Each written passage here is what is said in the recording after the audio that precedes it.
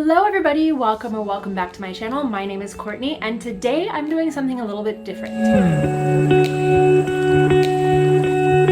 Today I am being an author instead of a reader, and I'm going to be talking about how to build dynamic characters that people are going to get attached to when you are writing a book. The first thing that I want to go through, or the first thing that I want to ask, or that you should ask yourself, is what makes a character interesting.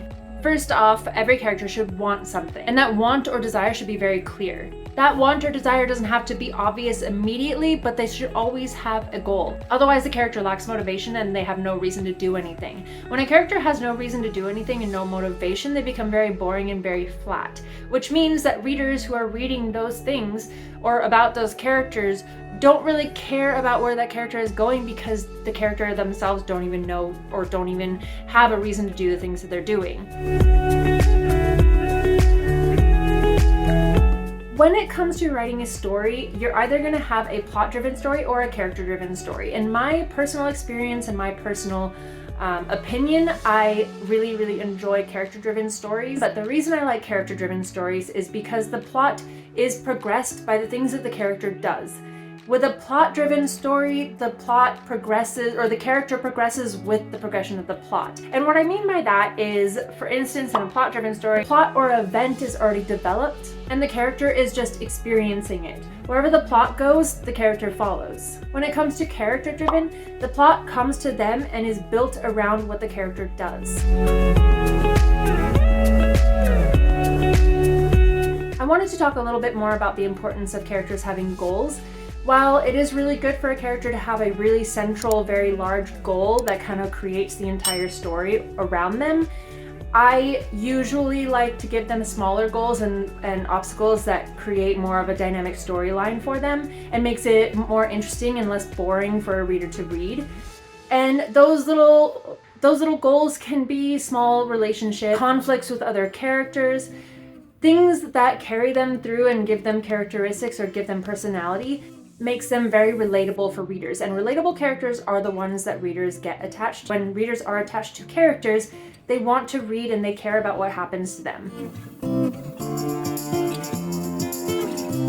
The next really important thing that I really like to focus on is believability. What I mean about believability is making their personality traits cohesive. A good example of something not being believable in a character is a book that I recently read that actually was a very good book, but there were some traits that the character had that just didn't seem believable to me.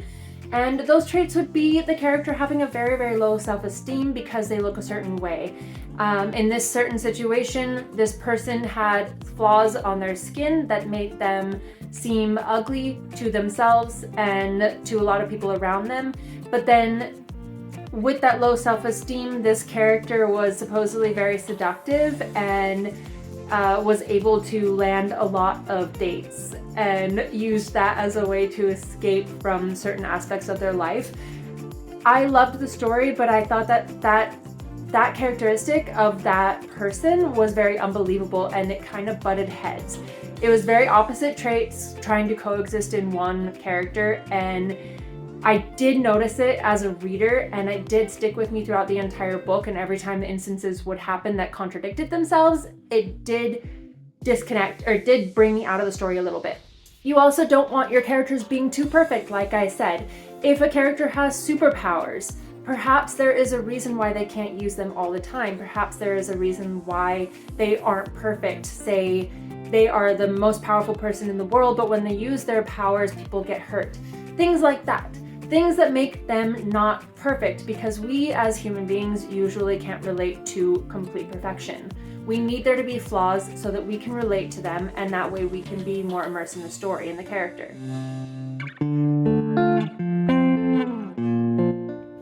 The next thing that I think is really important is physical description of the characters.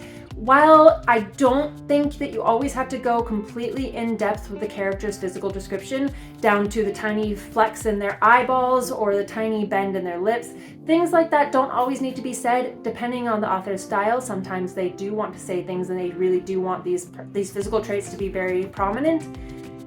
But at least some physical traits, like the color of their skin, the color of their hair, the shape of their face, things like that, are really good for readers in order to envision the character. I know that when I was younger, I did read a book that didn't describe what the character looked like until very far through the book, and I actually didn't finish reading that book because I had a very difficult time envisioning what this person looked like. I wasn't able to know whether they were short or tall, how old they were, the color of their eyes, the color or length of their hair. And when I have absolutely no physical description to go off of, it's really difficult for me to envision the character and to get attached to the character, because in my mind they're just invisible. Because a lot of times physical traits do dictate some of the things that a character does or experiences in their life. If they are very beautiful, they might be received differently than somebody who is sort of physically outcast from the society that they're in. Things like that do give us a way to relate to characters. And so at least some physical description, it doesn't have to be said completely in one section of the book, even if it unfolds a little bit gradually. As long as we as readers have something to go off of and something to see in our mind, it really does help us to see them as a character and not just some invisible plot creature that just exists. That being said, too much physical description or too much description in general can be distracting for readers. If you describe every single color and every single thread and shape in somebody's clothing, or the exact perfect ways their hair was twisted and how many times, sometimes it can distract us, and sometimes it can bring readers out of the moment because we're taking too much of that physical description into our mind and forgetting what the story around that part is. And if you're going to be that descriptive, it's got to be relevant. If it's not relevant or does not have some immediate meaning for the story, go a little bit easier on it so that readers can connect with the character without having to think too hard. The next thing, which I think is hard for a lot of people, I know it's been hard for me over the years, is assigning your character's personality. Every character should have some sort of personality traits that distinguishes them from the rest or sets them apart from the rest, especially your main character, as you want people to really believe in what they're believing. These personality traits can be their beliefs or the mental qualities that dictate their actions. So when I'm building a character that I really want people to vibe with, I really want to give them reasons for their actions, and that can be religious reasons, political reasons, personal reasons, but you want the things that they're doing to have reason and to have motivation. When you give characters these certain beliefs, it really helps people to connect with them and to understand why they might be doing the things that they're doing. Maybe, for example, a character's religious beliefs prevents them from taking lives, but they're also a soldier trying to fight some unknown evil. So there's a conflict going on inside of them that prevents them from taking lives, but also they need to take lives in order to save the people that they love. Things like that. Things that can make you as a reader sort of understand that these people are struggling. And when you as a reader are struggling right beside the main character because of these decisions that they have to make or because of the beliefs that they have, it makes it a lot easier to connect with them. The next thing I want to talk about, which I've already kind of talked about a little bit, is flaws. Like I said before, a too perfect character is unbelievable. What that means is if a character has no weaknesses, if a character has no struggles, then how are we as human beings whose lives are extremely full of struggles and inconveniences, how are we going to connect to them? We need a way to, as readers, we need a way to connect to characters and to see ourselves in their shoes enough to sympathize or empathize with them. Another thing, which is a very common mistake, I know it was a very common mistake for me when I was first starting out, is info dumping. When you info dump in a story, especially about a character, when you completely dump their entire history in the beginning of the book, because you might think that will tell readers why this character does certain things, but info dumping really disconnects people from the story. To really drive a reader to read on about a good character, you want to trickle information throughout the book. I know that's probably a lot of information, so ways that you can build a good character on your own is to ask questions before you start writing the book. Building a character outline can be really helpful. I've done it before and I still do it today with every book that I write. And questions that you could ask and answer as the character would be, what do they want? What is their big goal? And then beneath that, write, what are their small goals? Their big goal could be to save the world, and their small goals could be to ask their childhood friend out on a date, even though they've been avoiding doing it because they're friends and they don't want to ruin that friendship by putting sexual tension between them. Ask yourself what their personality traits are. And for each of those personality traits, say why. Why is that trait a personality trait to begin with? Is it because of past interactions, religious beliefs, or experiences that they've had? Does your character affect the plot, or does the plot affect your character?